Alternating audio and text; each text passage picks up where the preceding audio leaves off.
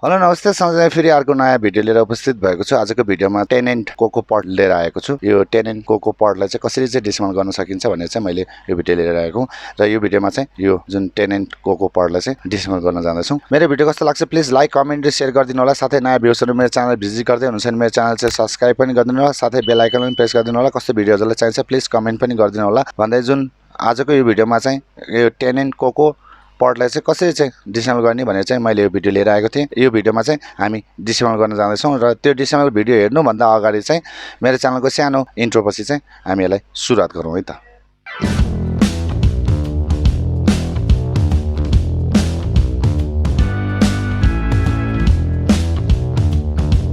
Tenant Coca पटलाई चाहिँ डिसेम्बल गर्नुपर्ने हुन्छ। यो भिडियोमा पुरै मेटल बडीमा छ र स्क्रू देखिँदैन। अब हामीले यो जुन यो तलको चार्जिङको साइडको यो जुन यो भागलाई चाहिँ हामीले रिमुभ गर्नुपर्ने हुन्छ। अब यसलाई हामी रिमुभ गरौँ। ओपनरले चाहिँ हामीले साइडबाट तल तानौँ, यहाँबाट तानौँ र यो ओपनर भन्दा पनि यो पेपर कटरले चाहिँ सजिलो हुन्छ। यो पेपर कटरलाई यहाँबाट छिराएर यसरी यसले गर्दा हार्ड टाइपमा हुन्छ, त्यही भएर सजिलो हुन्छ यो काम गर्नलाई। अलिक केयरफुल भएर चाहिँ गर्नुपर्छ। यसरी बाहिर निक्ल्यो, रिमुभ गरायो। आइसकेपछि यसमा देख्न सक्छौँ यो भित्र ब्याट्री रहेको छ यहाँ। अब यो दुईटा प्लस माइनस छ, यसलाई हामीले रिमुभ गरौँ। एउटा रिमुभ भयो र अर्को यो भागलाई नि रिमुभ गरौँ।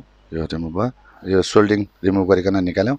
अब यसमा ब्याट्री यसमा चाहिँ एट्याच गरिरहेको छ, यो ब्याट्रीलाई नै हामी बाहिर निकालौँ। यो ब्याट्री यसरी बाहिर निक्लिन्छ है। ब्याट्रीको साइज यो जुन मोडल नम्बर चाहिँ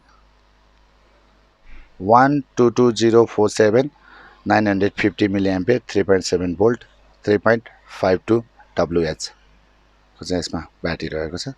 यो ब्याट्री यसमा भइहाल्यो। अब यो चाहिँ यसरी हामीले रिमुभ गऱ्यौँ। अब यो ब्याट्रीलाई हामी यहीँभित्र नै एट्याच गरेर राखौँ। यसलाई हामीले भित्र राख्यौँ। अब यसमा यो सेन्सर रहेको छ, यो पप सेन्सर। यो चार्जिङ टाइप सी को चार्जिङ पोर्ट भइहाल्यो र यसमा यो लिड भइहाल्यो। यसरी चाहिँ हामीले यसलाई रिमुभ गर्न सक्छौँ। जुन पप सेन्सर चेन्ज गर्नलाई चाहिँ हामीले यो बोर्डलाई चाहिँ रिमुभ गर्नुपर्ने हुन्छ। यो भिडियोमा चाहिँ यो डिसेम्बल गर्नु थियो, त्यही भएर मैले यो डिसेम्बल मात्रै गरेँ। टेनेन्ट कोको पटलाई चाहिँ हामीले डिसेम्बल गर्न सक्छौँ इजी तरिकाले। मेरो भिडियो कस्तो लाग्छ प्लिज लाइक कमेन्ट र सेयर गरिदिनु होला। साथै नयाँ भ्युजहरु मेरो च्यानल भिजिट गर्दै हुन्छ भने मेरो च्यानल चाहिँ सब्स्क्राइब पनि गरिदिनु होला। साथै बेल आइकन पनि प्रेस गरिदिनु होला। कस्तो भिडियोजहरुलाई चाहिन्छ प्लिज कमेन्ट पनि गरिदिनु होला भन्दै यो जुन आजको भिडियोमा चाहिँ टेनेन्ट कोको पटलाई चाहिँ कसरी चाहिँ डिसेम्बल गर्ने भनेर चाहिँ मैले भिडियो लिएर आएको थिएँ। यो भिडियोमा चाहिँ हामीले डिसेम्बल पनि गऱ्यौँ भन्दै अर्को भिडियोमा चाँडो भेट्ने बाचा गर्दै यो भिडियोबाट चाहिँ म बिदा लिन चाहन्छु।